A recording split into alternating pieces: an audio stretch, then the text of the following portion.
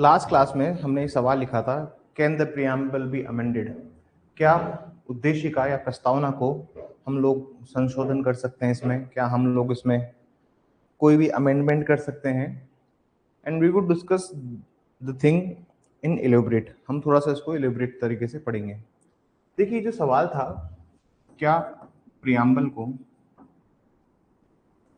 हम लोग अमेंड कर सकते हैं? क्या हम लोग इसमें संशोधन कर सकते हैं?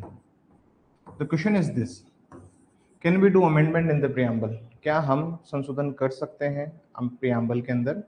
That was the question which was majorly asked in the case of Minerva Mills versus Union of India.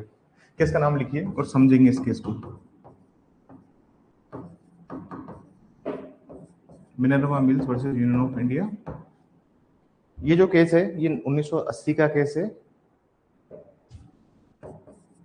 This is a case of 1980 supreme court. और जस्टिस वाई बी चंद्रचूड़ जो चीफ जस्टिस थे, उन्होंने ये जजमेंट दिया था। Y B Chandrachud द्वारा ये judgement दिया गया था मिनर्वा मिल्स। इश्यू ये था और जस्टिस वाई बी चंद्रचूड़ द्वारा ये दिया गया था। ठीक है, थोड़ा सा इसको समझते हैं और थोड़ा सा लिखने के प्रयास कीजिए। This is the case name. Last class में हमने यहाँ तक लिखवाया होगा। लास्ट क्लास में हमारा ये केस का नाम लिखवा देता है मैंने। बताइए मुझे जल्दी से, ऑनलाइन वाले बच्चे, क्या लास्ट क्लास में हमने इस केस का नाम लिख दिया था? इसमें लिखना स्टार्ट कीजिए। इट वॉज हेल्ड दैट, न्यायालय ने ये अभिनिर्धारित किया कि न्यायालय ने ये अभिनिर्धारित किया कि कोई भी सकारात्मक संशोधन, it was held that any positive amendment in the constitution अभिनिर्धारित किया कि it was held that any positive amendment in the constitution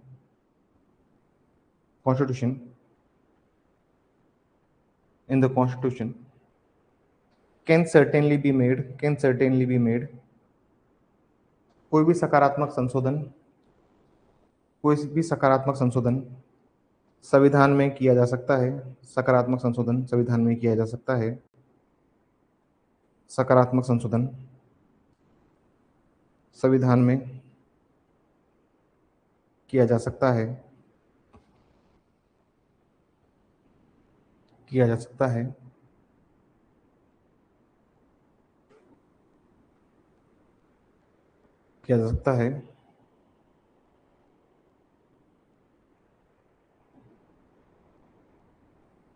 आगे लिखिए। The edifice of the constitution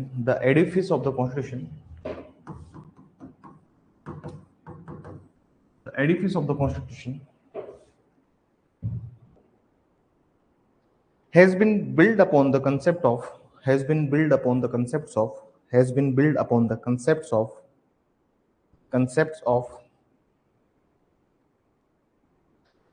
crystallized in the preamble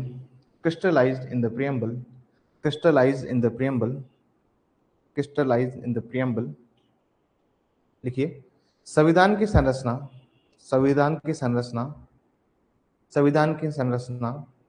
प्रस्तावना में समहित अवधारणाओं पर टिकी है। and the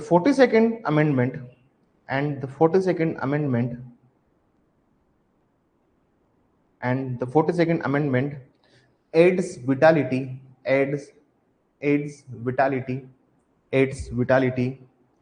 to the philosophy of the constitution तथा 42वां संशोधन संविधान के दर्शन को जीवंतता प्रदान करता है। संविधान के संशोधन को जीवंतता प्रदान करता है। Vitality to the philosophy of constitution It makes explicit, it makes explicit, it makes explicit, it makes explicit what was already, what was already, what was already implicit in the constitution, what was already implicit in the constitution, what was already implicit in the constitution। ये उस बात को स्पष्ट करता है, ये उस बात को स्पष्ट करता है जो पहले से ही संविधान में निहित थी, जो पहले से ही संविधान में निहित थी, जो पहले से ही संविधान में निहित थी। पैराग्राफ इनके के लिखिए। That's why 42nd amendment is called as positive amendment. That's why 42nd amendment called as positive amendment। इसीलिए 42वें संविधान संशोधन को सकारात्मक संशोधन कहा गया। इसलिए 42वें संविधान संशोधन को सकारात्मक संशोधन कहा गया। पैराग्राफ से लिखिए। Preamble is the reflection of or manifestation of constitution। Preamble is the reflection of or manifestation of the constitution। प्रस्तावना संविधान का प्रतिबिंब या अभिव्यक्ति है। प्रस्तावना संविधान का प्रतिबिंब या अभिव्यक्ति है। देखिए इस केस में इशू ये था कि जो 42nd अमेंडमेंट हुआ है, 42वां संविधान संशोधन हुआ है, जिसके माध्यम से सोशलिस्ट, सेक्युलर एंड इंटीग्रिटी, ये जो शब्द जोड़े गए, क्या ये शब्दों को जोड़े जाना उचित था या नहीं था? संविधान में जो शब्दों को जोड़ा गया, क्या ये शब्दों को जोड़ा जाना ठीक था या नहीं था? सुप्रीम कोर्ट कहता है कि अगर कोई भी संशोधन, कोई भी संविधान संशोधन, अगर कोई भी अमेंडमेंट कॉन्स्टिट्यूशन को जोड़ देता है, मतलब किसी भी संशोधन के बाद में कॉन्स्टिट्यूशन और स्ट्रॉन्ग होता है, सकारात्मक बदलाव अगर आते हैं, तो सुप्रीम कोर्ट कह रहा है कि देखिए ये जो संशोधन लेके आए थे मिनर्वा मिल्स में, और ये जो 42nd अमेंडमेंट था जो कि पर्टिकुलरली बात करता था कौन, अपने प्रस्तावना में या फिर प्रियम्बल में अमेंडमेंट को लेकर, तो सुप्रीम कोर्ट कहता है कि हाँ ये बिल्कुल ठीक है और इसको किया जाना उचित है, इसको किया जाना उचित है, उचित है। पैराग्राफ चेंज करके लिखिए। What will be a negative amendment in the constitution? ये सब इंटरव्यू में पूछे जाने वाले सवाल हैं। आपको अगर इंटरव्यू में पूछता है कि क्या हम प्रियम्बल को अमेंड कर सकते हैं, तो आप सिंपली उसका जवाब देंगे कि मिनर्वा मिल केस में बोला गया कि आप पॉजिटिव अमेंडमेंट कर सकते हो। पॉजिटिव अमेंडमेंट मतलब वो जो कि बेसिक स्ट्रक्चर के साथ में जुड़ेंगे। अभी बेसिक स्ट्रक्चर तुमको पढ़ाया नहीं है, लेकिन जब क्लास एंड होगी तब तुम अभी वाली बात समझ पाओगे कि बेसिक, आप चाहो तो लिख सकते हो कि बेसिक स्ट्रक्चर को के साथ जो अमेंडमेंट है वो पॉजिटिव अमेंडमेंट कहलाते हैं, कि वो मतलब those amendments which are in essence with the basic structure, those amendments are called positive amendments। कि सकारात्मक संशोधन वो संशोधन होते हैं जो कि मूलभूत ढांचे के तहत बनाए गए हैं। अगला सवाल लिखिए। और तो इंटरव्यू में एक सवाल आएगा, क्या नेगेटिव अमेंडमेंट भी होता है कॉन्स्टिट्यूशन के अंदर? इसको भी हम कवर करते हैं। लिखिए, what will be A negative amendment of preamble? What will be A negative amendment of preamble? आगे लिखिए, क्या प्रस्तावना में नकारात्मक संशोधन होगा? क्या प्रस्ताव में नकारात्मक संशोधन होगा? क्या प्रस्तावना में नकारात्मक संशोधन होगा? क्या प्रस्तावना में नकारात्मक संशोधन होगा? देखिए बहुत सारे लोग ये कह रहे थे कि अगर आप देखिए अभी तक जो प्रस्तावना है, जो प्रियम्बल है, वो सिर्फ एक ही बार अमेंडमेंट हुआ है, उसका सिर्फ वन टाइम अमेंडमेंट हुआ है, उसको सिर्फ एक ही बार संशोधन किया गया है उसको, और वो भी किया गया था सर 42वें संविधान संशोधन द्वारा। ये सवाल जेलों में आया हुआ है कि कितनी बार अमेंड किया गया है, ये जेलों का क्वेश्चन है, आप जाके देख सकते हैं। तो 42nd अमेंडमेंट का सिर्फ एक ही बार संशोधन हुआ है, वो भी सिर्फ 42nd अमेंडमेंट द्वारा, ठीक है ना, एक बार प्रियम्बल का संशोधन हुआ है। अब बहुत से लोग कहते हैं कि नेगेटिव अमेंडमेंट क्या होता है? बहुत से लोग कहते हैं क्या हम लोग नकारात्मक संशोधन कर सकते हैं, क्या हम लोग नेगेटिव अमेंडमेंट कह सकते हैं? फॉर एग्जाम्पल लोग कहते हैं कि जो वर्ड है सेक्युलर, बहुत से समाज का तबका ऐसा है जो कहता है कि जो धर्म निरपेक्ष है या पंथ निरपेक्ष है, कि जो पंथ निरपेक्ष की हम बात करते हैं, सेकुलरिज्म की जब हम बात करते हैं, तो ये एक तरह से नकारात्मक संशोधन है। देखिए जब संविधान बनाने वालों ने ही इस शब्द को लाने की नहीं सोची, तो आप लोगों को क्या मतलब पड़ रहा था कि आप सेकुलर को लिखो, क्योंकि देखिए इंडिया सेकुलर कंट्री है। ये जब आज़ादी हुई थी तब हमने तय किया था हम सेकुलर हैं। जैसे बहुत सारे कंट्रीज है जिन्होंने तय किया कि these countries are not secular. जैसे पाकिस्तान ने तय किया कि वो सेकुलर नहीं रहेंगे, वो लोग Islamic Republic state of Pakistan बनाएंगे, तो वो लोग सेकुलर नहीं है, उन्होंने अपने साफ साफ लिख दिया। तो हम जब सेकुलर नहीं, जब हमारी बात उस टाइम जब बनाया जा रहा था, तो उस टाइम पे हमने सेकुलर ऐड नहीं किया, तो why we are adding secular now? हम अब क्यों पंथ निरपेक्ष या धर्म निरपेक्ष बनना चाह रहे हैं? सवाल ये है कि why we want now to become a secular और पंथ निरपेक्ष धर्म निरपेक्ष हमें क्यों बनना है सर? और सेकुलर का मतलब होता है कि स्टेट का कोई रिलीजन नहीं है। तो अब ये चीज अब क्यों लेके आई जा रही है? लोग इसको नेगेटिव अमेंडमेंट कहते हैं। तो इसमें आंसर लिखिएगा, इसमें आंसर लिखिएगा। कल को मान लीजिए कोई गवर्नमेंट आती है, कल को कोई सरकार आती है और वो बोलती है कि जो शब्द है सेकुलर, हम इसको हटाना चाहते हैं, हम इसको हटाना चाहते हैं फ्रॉम द प्रियम्बल, हम इसको प्रस्तावना से हटा देंगे। हम इस क्योंकि अमेंडमेंट तो कर सकते हैं और हम इसको अमेंड करके इसको हटाना चाहते हैं। अगर किसी गवर्नमेंट इसको सेकुलर शब्द को हटाने की कोशिश करती है तो इसको कहेंगे हम लोग नेगेटिव अमेंडमेंट। इसको हम लोग क्या कहेंगे? Negative amendment. इसको कहेंगे हम नकारात्मक संशोधन। नकारात्मक संशोधन इसलिए कहेंगे, सपोज कोई गवर्नमेंट आके बोलती है कि हम सोशलिस्ट जो प्रिंसिपल्स है उनको नहीं मानते, या फिर बोलते हैं कि हम लोग सेकुलर जो है उसको हटाएंगे। या कल को कोई गवर्नमेंट बोलती है अब डेमोक्रेसी डेमोक्रेसी नहीं चलेगी भारत में, अब सिर्फ एक नेता रहेगा और वो नेता ही डिसाइड करेगा कि अगला सुप्रीम लीडर कौन बनेगा। जैसे चाइना की तरह, ठीक है ना? चाइना में क्या होता है, जो ये लोग डिसाइड करते हैं वही अपना नेक्स्ट जो लीडर तय करते हैं। या फिर रशिया की तरह हो गया, पुतिन डिसाइड करेगा कि उसके बाद कौन आएगा। वो सपोज करो वो चाहते हैं कि डेमोक्रेटिक हटा देते हैं या फिर लोकतांत्रिक शब्द को हटा देते हैं या फिर सेकुलर को हटा देते हैं। लिखिए इसमें, if the word secular removed from the amendment, remove from amendment, यदि प्रस्तावना से यदि प्रस्तावना से यदि प्रस्तावना से धर्मनिरपेक्ष शब्द हटा दिया जाए, यदि प्रस्तावना से धर्मनिरपेक्ष शब्द हटा दिया जाए, तो ये एक बुरा संशोधन होगा, तो ये एक बुरा संशोधन होगा, तो ये एक बुरा संशोधन होगा। If the word secular removed from amendment, this is a bad amendment, this is a bad amendment, तो ये एक बुरा संशोधन होगा, तो ये एक बुरा संशोधन होगा। पैराग्राफ निकल के, any amendment which takes away any right, which takes away any right, which takes away any right, considered as bad amendment, considered as bad amendment। कोई भी संविधान संशोधन, कोई भी संविधान संशोधन जो अधिकारों को छीनता है, जो अधिकारों को छीनता है, जो अधिकारों को छीनता है, उसे बुरा संशोधन माना जाएगा, उसे बुरा संशोधन माना जाएगा, उसे बुरा संशोधन माना जाएगा, उसे बुरा संशोधन माना जाएगा। ठीक है सर। मिनर्वा मिल्स में एक और पॉइंट बोला गया, उसको आप लिखिए। In the case of Minerva Mills there is one more point. Please Minerva mill में एक सेकंड पॉइंट डाल के लिखना, क्या बोला गया उसको लिखिए please. It was also held that, न्यायालय ने यह भी अभिनिर्धारित किया कि न्यायालय ने यह भी अभिनिर्धारित किया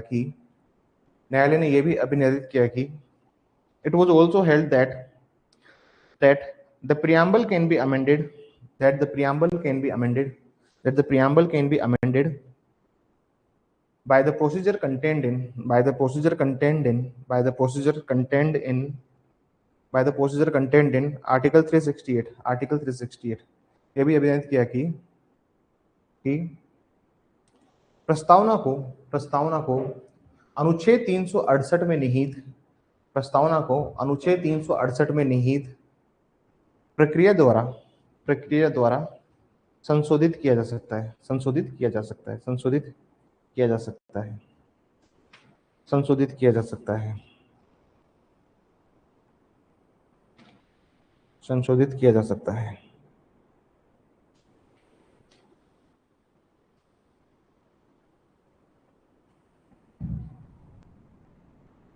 संशोधित किया जा सकता है। अब एक बार हम टॉपिक्स भी लिख लेते हैं, ठीक है ना? एक बार हम लोग टॉपिक्स भी राइट डाउन कर लेते हैं कि क्या टॉपिक हम लोग पढ़ने वाले हैं और क्या टॉपिक हम लोग देखने वाले हैं। ठीक है सर। हम किस तरह से कॉन्स्टिट्यूशन को अप्रोच करेंगे उसको भी हम लोग एक बार राइट डाउन कर लेते हैं कि क्या क्या टॉपिक्स हम लोग पढ़ने वाले हैं। ठीक है, लिस्ट ऑफ टॉपिक्स लिखिए। देखिए आज 8-9 क्लासेस हो गई है और 8-9 क्लासेस के बाद में हम लोग लिस्ट ऑफ टॉपिक्स पे आए हैं। वो इसलिए आए हैं सर क्योंकि पहली बात तो ये कि मैं कॉन्स्टिट्यूशन को भागा के नहीं पढ़ाना चाहता।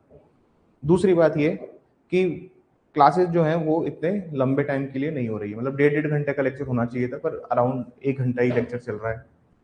जो ऐसा चलेगा यार, ऐसा चलेगा इस वीक, मतलब ये जो वीक है ना, ये जो हफ्ता चल रहा है, ये जो हफ्ता स्टार्ट हुआ है, 1 से लेकर 7 तक ज़्यादा क्लासेस नहीं होगी, 1 से 7 जून तक ज़्यादा क्लासेस नहीं होगी। उसका एक रीज़न ये है, उसका रीज़न ये है कि मैं अभी नहीं हूँ यहाँ पर।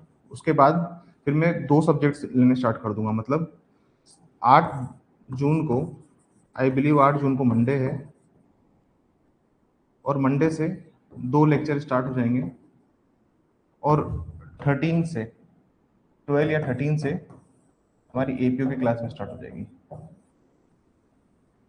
ठीक है, ये 1 से 7 जून मैं हूँ ही नहीं यहाँ पर, और 1 से 7 जून ऐसा नहीं मैं कहीं घूमने जा रहा हूँ या मैं कुछ कर रहा हूँ, अकेडमिक में बिजी हूँ, पढ़ाई के लिए भी थोड़ा बिजी हूँ। इसलिए 1 से 7 जून की क्लासेस जो है अपने स्टार्ट तो हुई है, लेकिन ये क्लास इस वीक पूरी प्रॉपर क्लास नहीं होगी, लेकिन प्रॉपर क्लास स्टार्ट हो जाएगी 8 जून से। 8 जून से 2 लेक्चर हमारे स्टार्ट हो जाएंगे, और 12-13 तारीख से एपीओ का बैच भी स्टार्ट हो जाएगा, जो इस बैच में भी लाइव होगा। जिस बैच में आप हैं इसमें भी हम लोग लाइव करेंगे उस बैच को। ठीक है, लिस्ट ऑफ टॉपिक्स लिखिए प्लीज आप, लिस्ट ऑफ टॉपिक लिखिए। पहला लिखिए संविधान की भूमिका, टॉपिक्स में लिखिएगा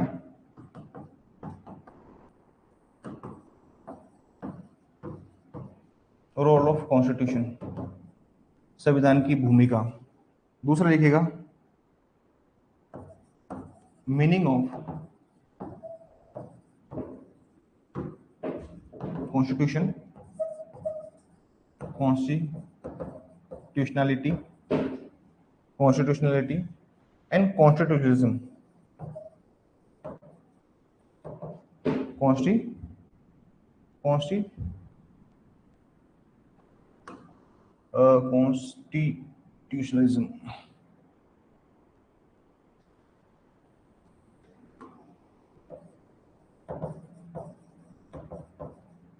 कॉन्स्टिट्यूशनलिज्म, कॉन्स्टिट्यूशनलिटी, कॉन्स्टिट्यूशनलिज्म लिखिए।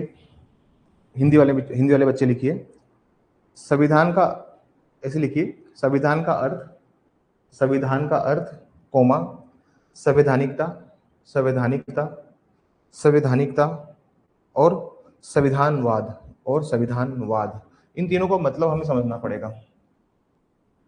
क्यों समझना पड़ेगा? जैसे मीनिंग ऑफ कॉन्स्टिट्यूशन हमें समझ में आ जाएगा। कॉन्स्टिट्यूशनलिटी क्या होती है, जिसके पीछे भी ये लग जाएगा तो हम लोग उसकी संवैधानिकता की बात करेंगे।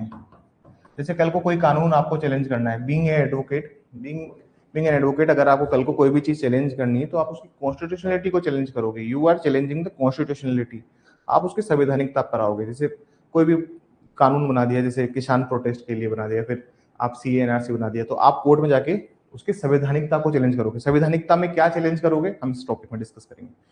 कॉन्स्टिट्यूशनलिज्म क्या होता है, जैसे किसी भी चीज के पीछे निज्म लग जाए या फिर किसी भी चीज के पीछे वाद लग जाए तो ये थोड़ा फिलोसॉफी हो जाती है।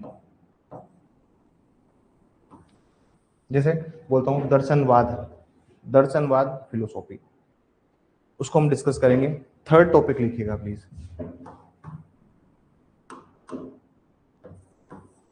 थर्ड टॉपिक लिखिएगा constitutional practices and convention,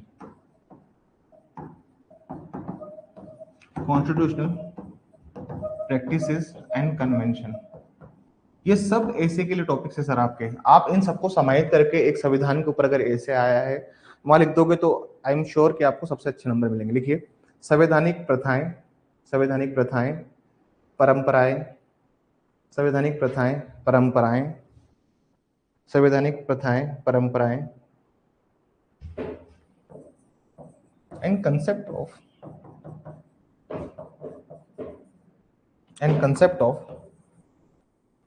positive morality, concept of positive morality. इसको बहुत से लोग कॉन्स्टिट्यूशनल मोरालिटी भी कहते हैं।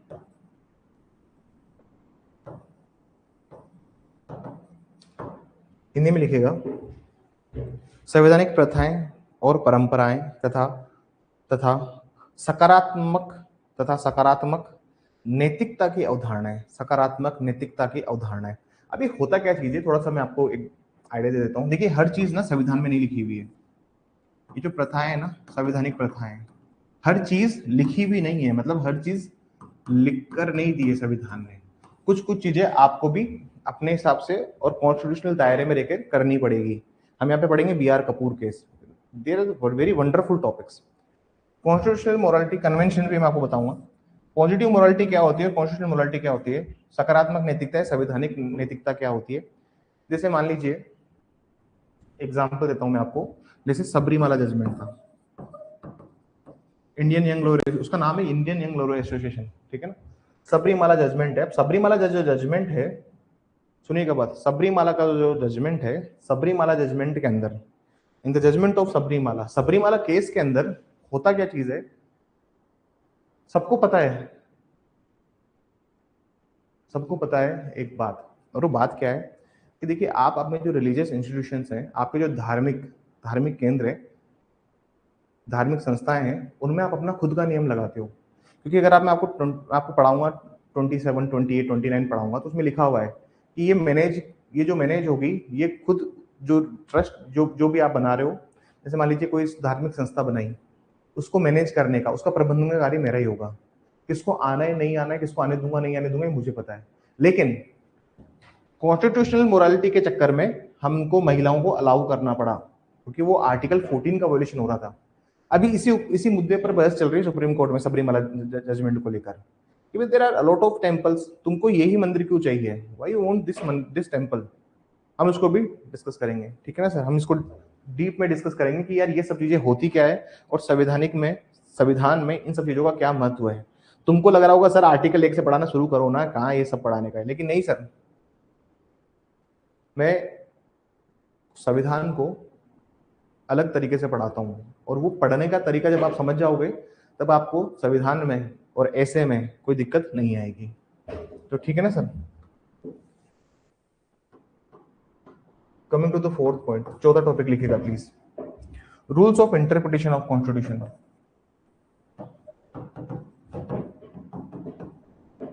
Rule of interpretation of constitution लिखिए 14, rules of interpretation of constitution. Hindi में लिखिएगा प्लीज, संविधान की व्याख्या के नियम या संविधान के अर्थघटन के नियम, संविधान के अर्थघटन के नियम, ये what are the rules of interpretation, इसको भी हम लोग थोड़ा समझेंगे।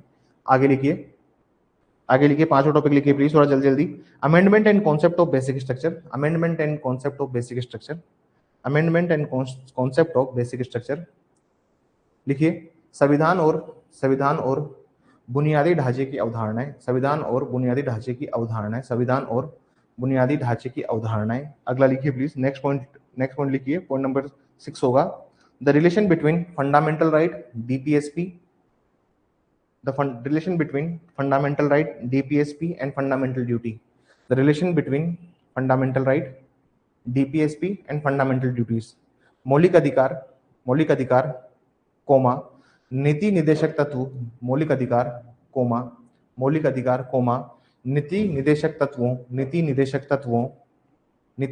तत्वों और मौलिक कर्तव्यों के बीच संबंध, और मौलिक कर्तव्यों के बीच संबंध, और मौलिक कर्तव्यों के बीच संबंध। 7वां पॉइंट लिखिए, द प्रियम्बल प्रस्तावना। 7वां टॉपिक लिखिए, द प्रियम्बल प्रस्तावना। प्रस्तावना हमारा हो चुका है, प्रस्तावना में करवा चुका हूं पहले, प्रस्तावना मैंने सबसे पहले करवाया इसमें प्रस्तावना। 8वां लिखिए, धर्मनिरपेक्ष सेकुलरिज्म। 8वां लिखिए, धर्मनिरपेक्ष सेकुलरिज्म। 8वां लिखिए, धर्मनिरपेक्ष सेकुलरिज्म, जो होगा आर्टिकल 25 टू 28, अनुच्छेद 25 से 28, ब्रैकेट में लिख दीजिएगा, अनुच्छेद 25 से 28, आर्टिकल 25 टू 28, आर्टिकल 25 टू 28। 9वां पॉइंट लिखिए, समाजवाद सोशलिज्म। 9th टॉपिक लिखिए, समाजवाद सोशलिज्म। सोशलिज्म में ब्रैकेट में लिखिएगा आर्टिकल 14 टू 18, अनुच्छेद 14 से 18, अनुच्छेद 14 से 18 समाजवाद, ब्रैकेट में अनुच्छेद 14 से 18। 9वां टॉपिक ये हो गया। 10वां टॉपिक लिखिए, 10वां टॉपिक लिखिए, the life and dignity of individual, the life and dignity of individual, the life and dignity of individual, व्यक्ति का जीवन और गरिमा, व्यक्ति का जीवन और गरिमा, व्यक्ति का जीवन एंड और गरिमा। व्यक्ति का जीवन और गरिमा, व्यक्ति का जीवन और गरिमा। 11वां पॉइंट लिखिए, 11वां टॉपिक लिखिए हमारा, 11वां टॉपिक लिखिए, 11वां टॉपिक लिखिए हमारा, the democracy and individual freedom, the democracy and individual freedom, the democracy and individual freedom, लोकतंत्र और व्यक्तिगत स्वतंत्रता, लोकतंत्र और व्यक्तिगत स्वतंत्रता, क्योंकि democracy is very important thing. Democracy, अभी देखो एक करंट टॉपिक चल रहा है ये कि आपकी freedom of speech and expression के साथ में आपको डेमोक्रेसी का क्या रिलेशन होता है और क्या लेटेस्ट अभी एक जजमेंट आया है सुप्रीम कोर्ट का, वो भी मैं इसमें इंक्लूड करके लिखवाऊंगा। The democracy and individual freedom, article 19(1)(a), article 19(1)(a), article 19(1)(a), अनुच्छेद 19(1)(a), आर्टिकल 19(1)(a), अनुच्छेद आर्टिकल 19(1)(a), अनुच्छेद 19(1)(a। 12वां टॉपिक होगा आपका, 12वां टॉपिक होगा आपका आर्टिकल 12, अनुच्छेद 12। 13वां टॉपिक होगा आपका आर्टिकल 13, अनुच्छेद 13। 14वां टॉपिक होगा आपका, your 14 topic is article 32, article 32, article 32, अनुच्छेद 32। ये 14 टॉपिक है अपने जो अपन को करने हैं, ठीक है। पहली हेडिंग डालिए, पहली हेडिंग डालिए, role and importance of constitution.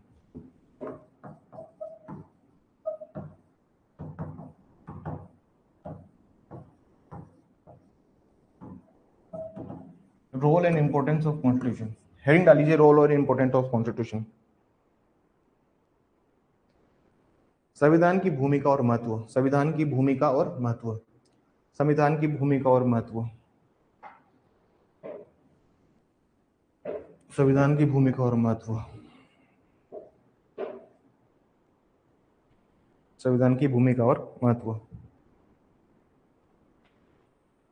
लिखना स्टार्ट कीजिए।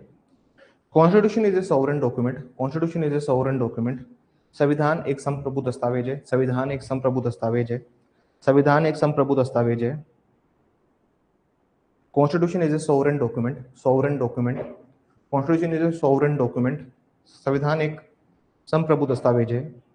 And legal sovereignty lies in the constitution, and legal sovereignty lies in the constitution. तथा तथा कानूनी संप्रभुता, तथा कानूनी संप्रभुता संविधान में निहित है, तथा कानूनी संप्रभुता संविधान में निहित है, तथा कानूनी संप्रभुता संविधान में निहित है, तथा कानूनी संविधान में निहित है। जहां पे मैं बात करता हूं सोवरेनिटी की, अगर मैं बात करूं सोवरेनिटी की, संप्रभुता की मैं बात करता हूं, तो इसमें ऐसे एक डायग्राम बनाइएगा, एक डायग्राम बनाइए संप्रभुता, इसमें एक डायग्राम बनाइए, इसे लिखिए पॉलिटिकल, पॉलिटिकल सोवरेनिटी। ये मैं पहले ही बता चुका हूं, पॉलिटिकल सोवरेनिटी। और इधर लिखिए लीगल सोवरेनिटी, ये जेलों में आया हुआ सवाल है, लीगल सोवरेनिटी। देखिए जो पॉलिटिकल सोवरेनिटी है वो है पीपल ऑफ इंडिया के अंदर, हम भारत के लोग के अंदर। और जो लीगल सोवरेनिटी है, विधिक संप्रभुता है, वो है कॉन्स्टिट्यूशन के अंदर। ये जेलों का आया हुआ सवाल है sir, they have asked this question in jail. और हर बच्चे को सवाल नहीं आएगा जब तक वो कॉन्स्टिट्यूशन उस इन डेप्थ क्लैरिटी से नहीं पढ़ेगा। लिखिए इसमें, जैसे राजनीतिक संप्रभुता जो है वो पीपल ऑफ इंडिया के अंदर है, राजनीतिक संप्रभुता भारत के लोगों में निहित है, भारत के लोगों में निहित है। कानूनी संप्रभुता या विधिक संप्रभुता संविधान में निहित है, संविधान में निहित है, संविधान में निहित है।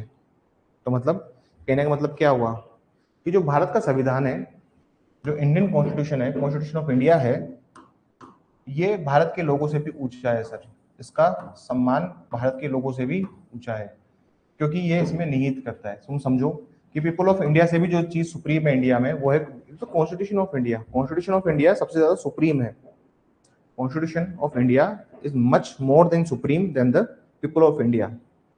आगे लिखिएगा, एक लाइन लिखिए, the constitution is even above the people of India, the constitution is even above the people of India, the constitution is even above the people of India. संविधान, संविधान भारत के लोगों से भी ऊपर है, संविधान भारत के लोगों से भी ऊपर है, संविधान भारत के लोगों से भी ऊपर है। पैराग्राफ संख्या लिखिए, पैराग्राफ संख्या लिखिए, पैराग्राफ संख्या मत लिखिए, या तो आप इस डायग्राम को कंटिन्यू कीजिए। इसका मतलब क्या होता है, यहाँ पे आप लिखिए मीनिंग, यहाँ पे आप लिखिएगा अर्थ या फिर मीनिंग। किस चीज का मीनिंग, लीगल सोवरेनिटी का क्या मीनिंग है, ठीक है सर, इसका क्या मीनिंग है, लीगल सोवरेनिटी का क्या मतलब होता है, लीगल सोवरेनिटी का, इसको लिखिए, इसको लिखिए।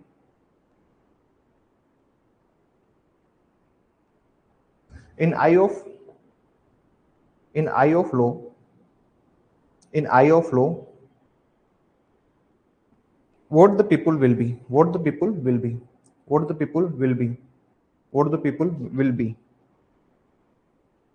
what the people will be। लिखिए इसमें, कानून की नजर में, कानून की नजर में लोग क्या होंगे, कानून की नजर में लोग क्या होंगे, कानून की नजर में लोग क्या होंगे। और कानून की नजर में लोग क्या होंगे का मतलब वो कौन डिफाइन करेगा, वो डिफाइन करेगा कॉन्स्टिट्यूशन ऑफ इंडिया। तुम्हारा कोई अधिकार, तुम्हारा कोई राइट का वायोलेशन हुआ है, तुम कहाँ जाओगे, under the constitution of India, तुम आर्टिकल 32, 226 में जाओगे। तो ये डिसाइड कौन करता है, ये विल ऑफ पीपल जो डिसाइड करता है वो होता है। पैराग्राफ से लिखिए, लिखिए इसमें पैराग्राफ लिखिए, because the basic structure of constitution can not be change, because the basic essence of the constitution can not be change, because the basic structure of the constitution can not be change, because the basic essence of the constitution can not be changed, can not be changed. क्योंकि क्योंकि मूल संरचना को बदला नहीं जा सकता, क्योंकि मूल संरचना को बदला नहीं जा सकता, बदला नहीं जा सकता, बदला नहीं जा सकता,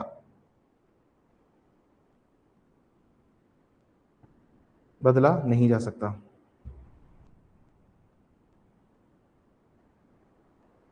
ये अब इसमें लिखिए, इसका क्या अर्थ है पॉलिटिकल सोवरेनिटी का, राजनीतिक रूप से संप्रभु का क्या अर्थ है, राजनीतिक रूप से संप्रभु। आपसे इंटरव्यू में पूछ सकते हैं कि सोवरेनिटी क्या है, सोवरेनिटी वो है जो लीगल सोवरेनिटी और एक पॉलिटिकल सोवरेनिटी है। जैसे निबंध आ गया संप्रभुता के ऊपर, तो अगर आपको ये बाइफरकेट करना आता है कि एक पॉलिटिकल सोवरेनिटी होती है, एक लीगल सोवरेनिटी होती है, आप इसमें अपने ऐसे को एक्सटेंड लेके आपने हेडिंग डाली लीगल सोवरेनिटी, तो इसमें आप लिख सकते हैं कि बेसिक स्ट्रक्चर जो है वो किसका पार्ट है, लीगल सोवरेनिटी का पार्ट है। क्योंकि जो जो संविधान में प्रिंसिपल्स है, फिर तुम यहाँ पर अपना सेकुलरिज्म समझाओ, फिर यहाँ पर अपना सोशलिस्ट समझाओ, यहाँ पे अपना डेमोक्रेटिक समझाओ, यहाँ पे अपना जस्टिस समझाओ, यहाँ पे अपना इक्वालिटी समझाओ, फिर जो आप जो प्रियम्बल के जो बेसिक बेसिक फंक्शंस आप समझाओगे, तो आप अपने ऐसे को एक वेटेज दोगे, आप अपने निबंध को एक वेटेज देंगे। प्रॉब्लम ये नहीं है, देखिए हर चीज का समाधान कुछ कॉन्स्टिट्यूशन में है, कुछ बुक्स में है, लेकिन कुछ जजमेंट्स में भी है, जजमेंट्स को डिस्कस करते हैं। इसका अर्थ लिखिए पॉलिटिकल सोवरेनिटी का, ठीक है ना सर। राजनीतिक संप्रभु का इसका मतलब लिखिए कि क्यों लोगों के अंदर है, लिखिए इसमें, इसमें लिखिए, इसमें लिखिएगा, इसमें लिखिएगा, संविधान में लोग राजनीतिक रूप से संप्रभु हैं, संविधान में लोग राजनीतिक रूप से संप्रभु हैं। In constitution the people are political sovereign, the people are political sovereign, the people are politically sovereign. संविधान में लोग राजनीतिक रूप से संप्रभु हैं। In constitution people are political sovereign. There is a case का नाम लिखेंगे B R Kapoor versus Jayalalithaa. इस केस में होता क्या वो समझेंगे थोड़ा सा। B R Kapoor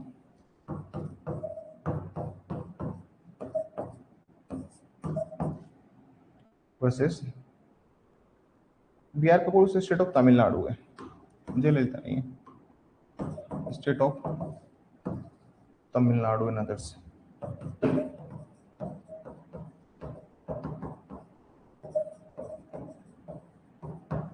Tamil Nadu and others. This is 2001 Supreme Court. Supreme Court. It was 5 judges bench judgment, और जजमेंट जो डिलीवर किया था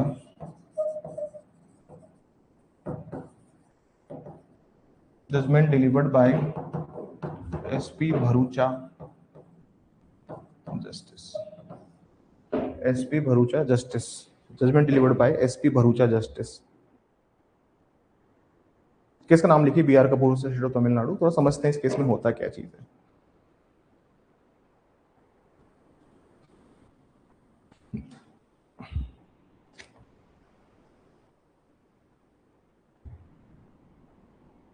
हम ये जो केस पढ़ रहे हैं, ये केस पढ़ रहे हैं हम लोग पॉलिटिकल सोवरेनिटी के अंदर। इसी केस में बोला गया था, इसी केस में बी आर कपूर केस में बोला गया था द पीपल ऑफ इंडिया, इसमें बोला गया था people of India are political sovereign. भारत के लोग जो होते हैं वो राजनीतिक रूप से संप्रभु हैं। अब कैसे हुए वो समझाऊंगा मैं आपको इस जजमेंट के थ्रू, ठीक है ना सर। इस जजमेंट के थ्रू वी वुड अंडरस्टैंड कि कैसे, अरे कैसे होते हैं उसको हम एक बार समझने की कोशिश करते हैं, ठीक है ना सर। इस केस का नाम आपने लिख लिया होगा आई होप। थोड़ा सा बैकग्राउंड समझते हैं केस का कि क्या पृष्ठभूमि थी इसकी, what was the background of this case, समझने की कोशिश कीजिएगा ना। ऐसा होता है, ऐसा होता है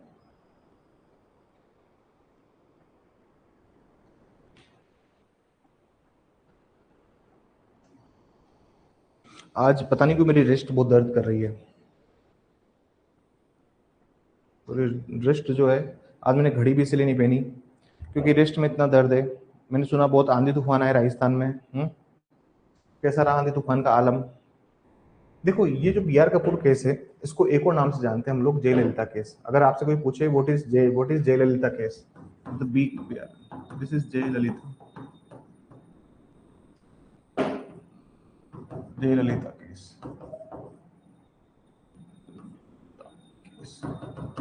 ये जयललिता का मामला भी है, ठीक है ना सर, इससे जयललिता केस। अब इस केस में होता क्या चीज है, इस केस को हम दोबारा वापस समझेंगे जब हम उसकी बात करेंगे, कॉन्स्टिट्यूशनल प्रिंसिपल्स या मोरालिटी की बात करते हैं, उसको दोबारा बताऊंगा मैं, लेकिन अभी इतना सा समझो। जयललिता की एक पॉलिटिकल पार्टी थी, जयललिता की एक पॉलिटिकल पार्टी थी, उसका नाम था एआईडीएमके। क्या नाम था? एआईडीएमके। दो पार्टीज हैं तमिलनाडु में, एक है डीएमके और एक है एआईडीएमके। अभी नई पार्टी बन गई, वो है टीवी के, जो कि विजय की है, ठीक है सर। और ये पहली बार चुनाव लड़ती है और मुख्यमंत्री भी बन जाती है।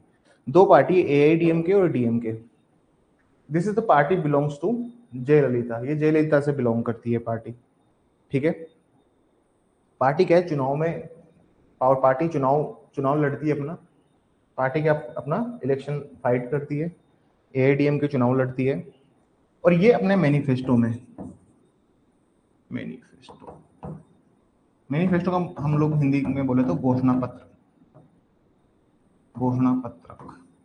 जिनका घोषणा पत्रक होता है, घोषणा मतलब कि हम क्या करेंगे, हम क्या नहीं करेंगे, हम ये करेंगे, हम एक, जैसे घोषणा पत्रक में बोला गया था कि 2 करोड़ लोगों को नौकरी देंगे, वैसे ही ऐसे ही कि हम हर साल 1 लाख नौकरी प्रोड्यूस करेंगे, वैसे ही सर हर पार्टी के घोषणा पत्र होते हैं। हम हर शहर का विकास करेंगे, टूरिज्म हब बनाएंगे, इसको वो करेंगे टूरिज्म, जो अपना पार्टी चुनाव जीतने के पहले एक, जैसे आपने देखा हो ना नायक मूवी में, तो फिर वो अनिल कपूर ऐसे लेके बैठता है, सर ये आपके चुनाव का घोषणा पत्र है, तो बोलता है हाँ, अरे हाँ ये तो मेरे चुनाव का है, यहाँ पे गलती से लिख देता है बिजली आएगी नहीं बिजली जाएगी, तो फिर मैंने उसको ठीक करवाया था, अगर आपको सीन याद है तो।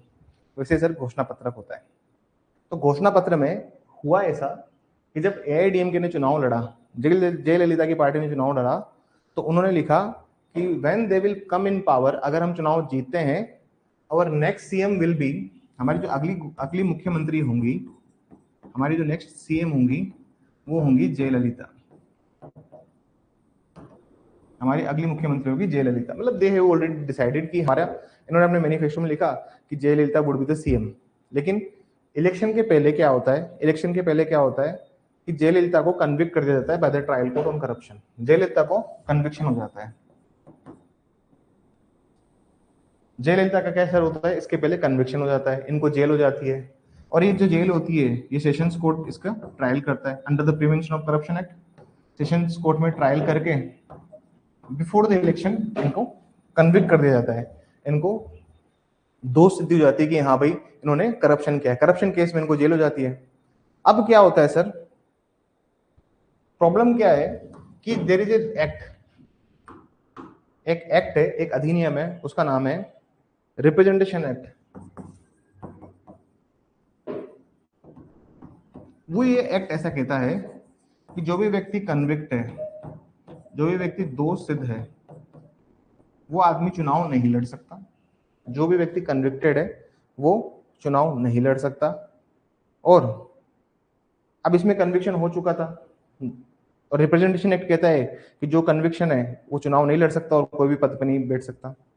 ये लोग क्या करते हैं, सेशन कोर्ट में जो जजमेंट आता है इसकी अपील करते हैं टू द हाई कोर्ट, और ये अपील होती है पेंडिंग। तभी जो हमारा जो इलेक्शन था, इलेक्शन में जयललिता की पार्टी जीत जाती है, और जयललिता को क्या करते हैं सर, गवर्नर साहब क्या करते हैं, गवर्नर साहब क्या करते हैं, जयललिता को सीएम पद पर बिठा देते हैं। ये केस की हम बात कर रहे हैं, हम बात करें बी आर कपूर केस की। अब इस केस में क्या होता है, दोबारा से मैं एक बार रिपीट कर देता हूं सर। इस केस में B R Kapoor versus state of Tamil Nadu में क्या होता है sir, there are 3 parties, AIADMK, DMK और अब टीवी के जो आ गई है। इसमें क्या होता है, ये अपने मैनिफेस्टो में लिखते हैं, एआईडीएमके वाले जयललिता की पार्टी लिखती है कि कल को हम चुनाव जीतते हैं तो Jayalalithaa would be our CM. तभी क्या होता है, इन बिटवीन जब ये चुनाव होने वाले होते हैं उस टाइम पे इनका कन्विक्ट हो जाता है और सेशंस कोर्ट इनको करप्शन के केस में कन्विक्शन कर देता है। रिप्रेजेंटेशन एक्ट ये कहता है कि अगर कोई भी व्यक्ति को कन्विक्ट किया गया है तो फिर वो चुनाव लड़ भी नहीं सकता और नहीं किसी उसके लिए पोस्ट के लिए वो एलिजिबल है। अपील हाई कोर्ट में पेंडिंग होती है, ठीक है। और हाई कोर्ट के बाद में जब ये सीएम, और तभी क्या होता है सर, जो गवर्नर होते हैं, जो राज्यपाल होते हैं तमिलनाडु के, वो क्या करते हैं, जयललिता को सीएम बना देते हैं on the basis of majority, ठीक है। और ये जो पावर है कि गवर्नर किसको सीएम बनाए, it's a discretionary power. Discretionary power का मतलब क्या होता है यहाँ पर, कि ये गवर्नर की प्रेरोगेटिव है, ये गवर्नर की इच्छा है कि वो किसको मुख्यमंत्री चुनना चाहता है या किसको मुख्यमंत्री नहीं चुनना चाहता। This is all power vested in the governor, ये सारी पावर गवर्नर में वेस्ट होती है, ठीक है सर। ये उसकी इच्छा के अधीन है कि उसको सीएम बनाए। लेकिन ये जो डिस्क्रिशनरी पावर है, इसके रिगार्डिंग कॉन्स्टिट्यूशन जो है वो साइलेंट है।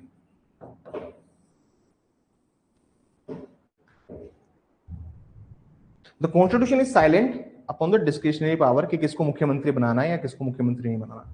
अब जो जयललिता का केस होता है उसमें ये होता है, सुप्रीम कोर्ट में केस जाता है कि आप इसको सीएम कैसे बना सकते हैं। तो सुप्रीम कोर्ट में कहता है, सुप्रीम कोर्ट क्या कहता है कि जो डिस्क्रिशनरी पावर है, मतलब मान लीजिए संविधान किसी प्रावधान पर शांत है, जैसे सबसे बड़ी पार्टी को बुलाएगा गवर्नर, ये संविधान में नहीं लिखा हुआ है, it is not mentioned in the constitution. हर चीज संविधान में लिखी जाए जरूरी नहीं है, कुछ कुछ आप मोरालिटी से भी यूज करेंगे। Yes, any question? जी बोलिए, बोलिए, आपने हैंड रेस किया है मैडम।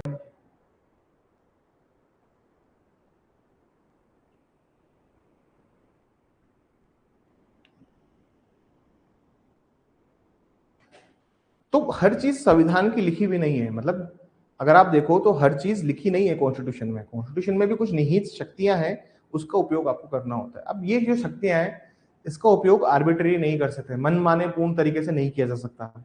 ये केस है बी आर कपूर केस, ये केस है बी आर कपूर केस।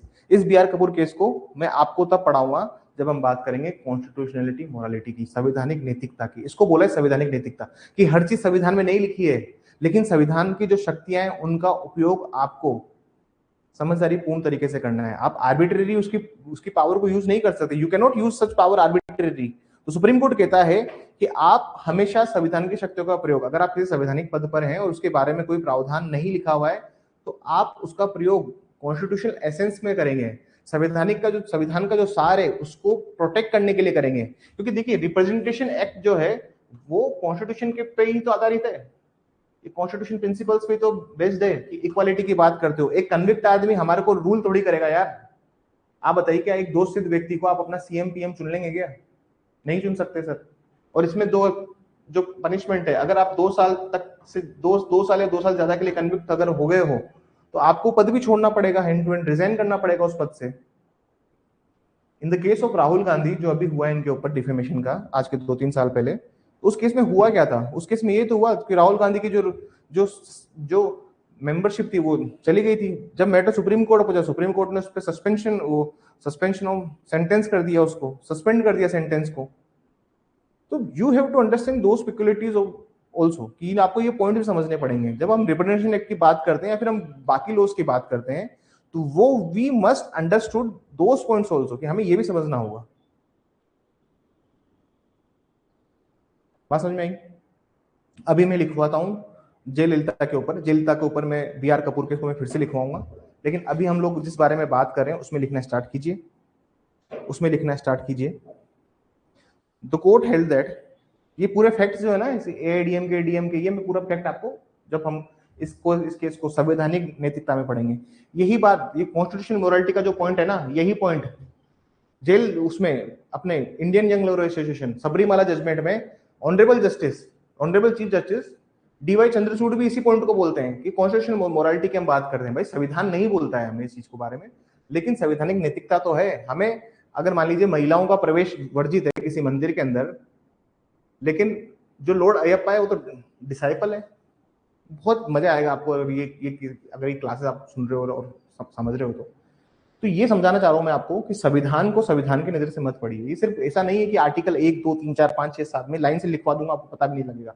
लेकिन अगर आपको संविधान समझना है तो you must understand one thing, आपको एक चीज हमेशा समझनी पड़ेगी, और वो क्या समझनी पड़ेगी कि संविधान में जो आधारित प्रिंसिपल्स हैं, संविधान में जो निहित प्रावधान है, उसको आप अपने अंदर सम्मिलित कीजिए। लिखिए इसमें पहला पॉइंट लिखिए, the political sovereignty vested in the people of India, the political sovereignty vested in the people of India,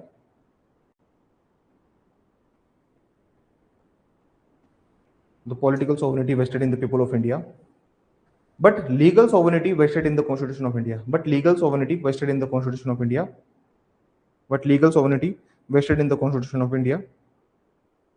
ये माना गया कि राजनीतिक संप्रभुता, राजनीतिक संप्रभुता, राजनीतिक संप्रभुता भारत के लोगों में निहित है, भारत के लोगों में निहित है, भारत के लोगों में निहित है, और कानूनी संप्रभुता भारत के संविधान में निहित है, और कानूनी संप्रभुता और कानूनी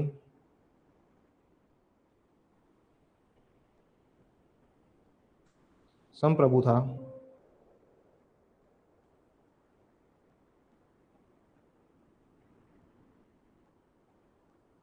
संविधान में निहित है।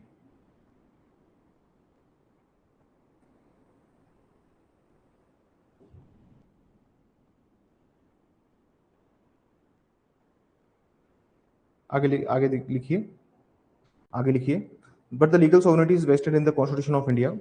आगे लिखिएगा please.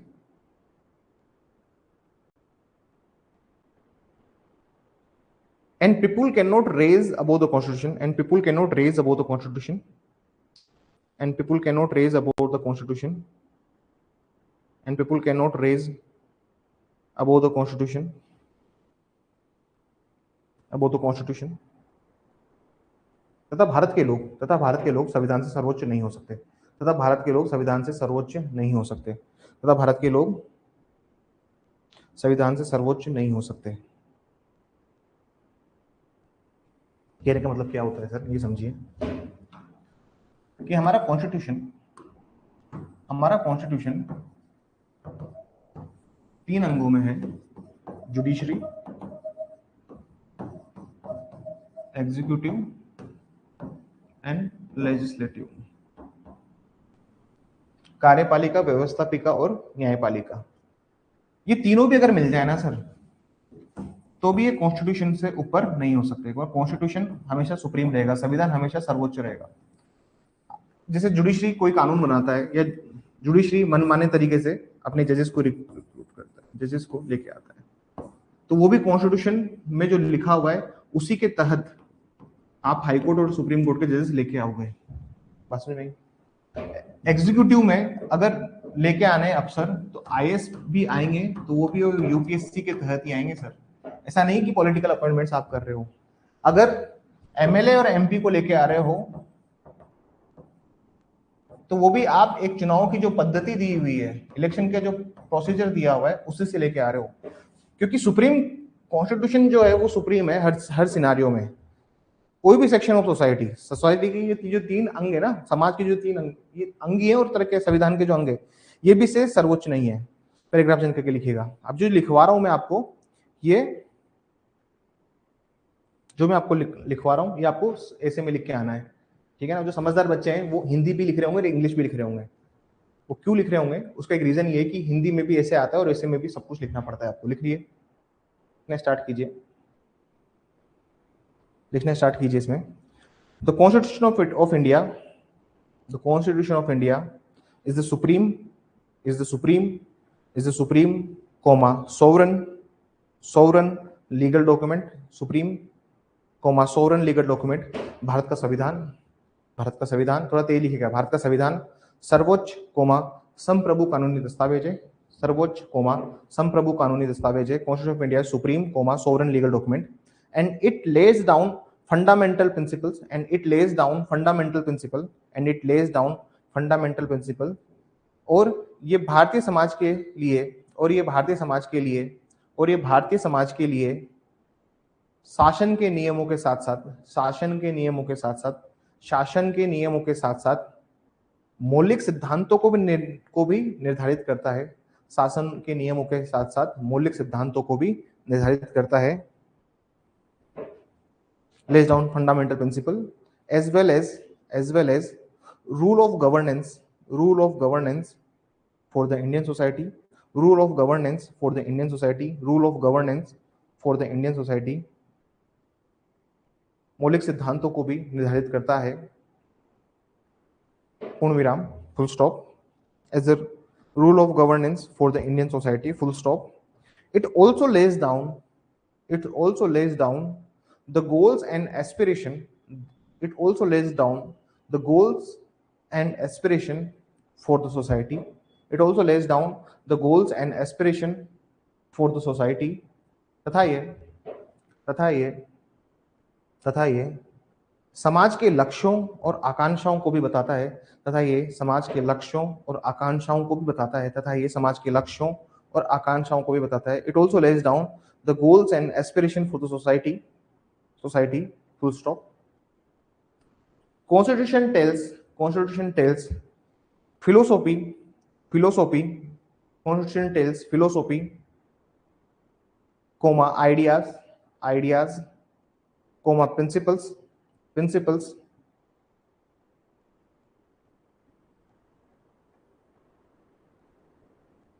principles, how it works in society, how it works in society, how it works in society, how it works in society।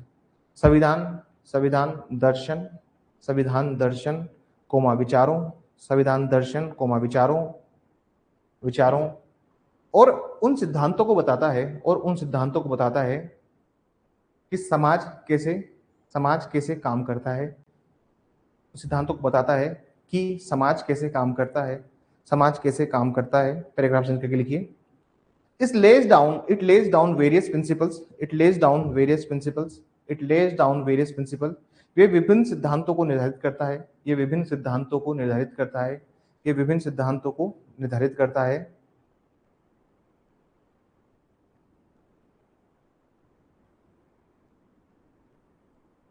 It talks about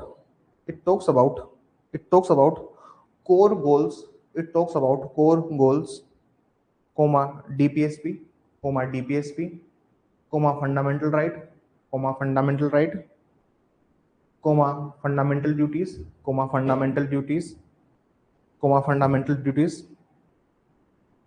and what we have to ultimate achieve, and what we have to ultimate achieve, what we have to ultimate achieve, and what we have to ultimate achieve, and what we have to ultimate achieve. This is considered as grand norm, this is considered as grand norm, this is considered as grand norm। Hindi में लिखेगा, ये मुख्य लक्ष्यों, ये मुख्य लक्ष्यों, ये मुख्य लक्ष्यों, ये मुख्य लक्ष्यों, कोमा राज्य के नीति निर्देशक तत्वों, राज्य के नीति निर्देशक तत्वों, राज्य के नीति निर्देशक तत्वों, कोमा कोमा मौलिक अधिकार, कोमा मौलिक अधिकार, कोमा मौलिक कर्तव्यों, कोमा मौलिक कर्तव्यों के बारे में बात करता है, के बारे में बात करता है, के बारे में बात करता है, के बारे में बात करता है कि हमें अंततः क्या हासिल करना है, कि हमें अंततः क्या हासिल करना है, कि हमें अंततः क्या हासिल करना है।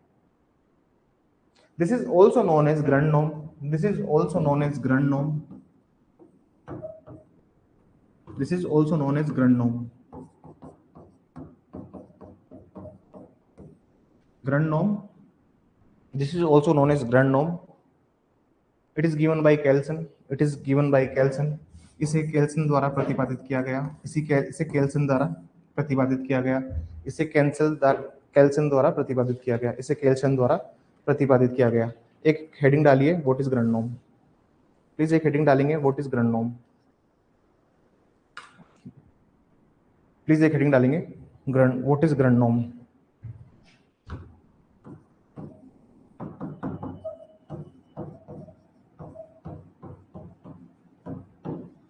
What is Grand norm. ये समाज में किसी भी कानून का अंतिम मानदंड है, या मापदंड भी लिख सकते हो. अंतिम मापदंड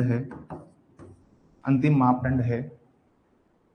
it is the ultimate criteria of any law in society. It is the ultimate criteria of any law in society.